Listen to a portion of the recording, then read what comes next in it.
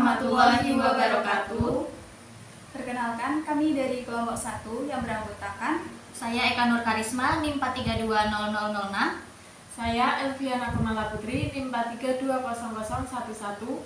dan saya sendiri Novidia dengan NIM 4320031. Di sini kami akan menjelaskan mengenai kaitan salah satu filsuf dengan akuntansi.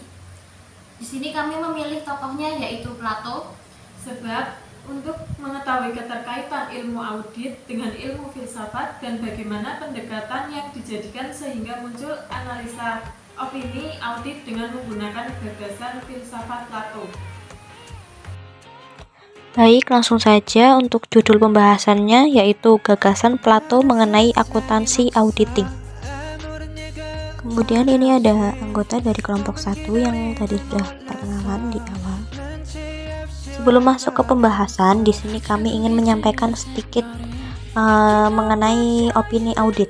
Jadi opini audit adalah pernyataan auditor terhadap kewajaran laporan keuangan dari entitas yang telah diaudit.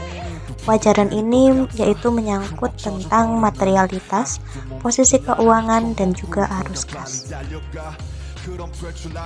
Kemudian selanjutnya yaitu biografi Plato. Plato lahir sekitar tahun 427 sebelum Masehi dan meninggal sekitar tahun 347 sebelum Masehi. Ia adalah seorang filsuf dan matematikawan Yunani, penulis Philosophical Theologies dan pendiri dari Akademi Platonik di Athena, sekolah tingkat tinggi pertama di dunia barat. Ia adalah murid Socrates. Pemikiran Plato pun banyak dipengaruhi oleh Socrates. Plato merupakan guru dari Aristoteles. Karyanya yang paling terkenal adalah Republik, yang di dalamnya berisi tentang uraian garis besar pandangannya pada keadaan ideal. Dia juga menulis hukum dan banyak dialog di mana Socrates adalah peserta utama. Salah satu perumpamaan Plato yang termasyhur adalah perumpamaan tentang orang di gua. Cicero mengatakan Plato scriben est mortuus, atau Plato meninggal ketika sedang menulis. Kemudian yang selanjutnya yaitu ada gagasan Plato mengenai akuntansi auditing, yang mana gagasan tersebut ada 5. Yang pertama, aikasia atau persepsi, bayangan, dan juga gosip. Kemudian gagasan yang kedua yaitu pistis atau kesan panca indera.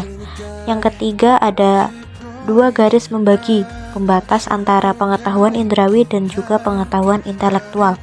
Kemudian gagasan yang keempat yaitu dianoia, yang berarti logika abstrak matematika. Kemudian gagasan Plato yang kelima yaitu ada nous atau pengetahuan tertinggi. Untuk pembahasan yang selanjutnya akan disampaikan oleh teman saya. Baik, saya akan menjelaskan gagasan Plato mengenai akuntansi dan auditing. Yang pertama ada eikasia. Apa sih eikasia itu? Transsubstansi eikasia dengan indikator informasi awal, berita dari mulut ke telinga, gambaran lingkungan, maka ditemukan persamaan dalam proses audit yaitu minta renstra klien, informasi pihak ketiga, minta khususan tipe bisnis. Selanjutnya ada pistis. Pistis dalam tahapan ini sudah sangat jelas bahwa prosedur audit yaitu dengan melakukan pengamatan guna memperoleh pemetaan. Yang ketiga ada 2 garis membagi.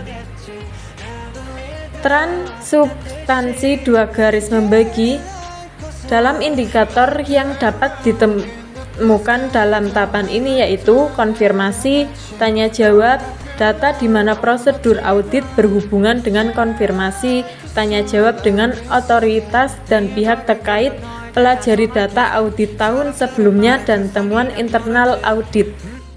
Baik, selanjutnya ada dianoia, di mana transsubstansi dianoia dengan logika abstrak matematika yaitu voting, cross-voting, sampling, data rasio keuangan, dan validitas matematis, di mana indikator ini menunjukkan bahwa tahapan dianoia dapat ditranssubstansikan dengan prosedur audit, yaitu rekalkulasi ulang menghitung jumlah, rekalkulasi menghitung jumlah ke bawah, rekalkulasi generasi sampai pada kecukupan sampling, hitung dan bandingkan rasio keuangan, minta data, dan cek silang data untuk memperoleh validitas.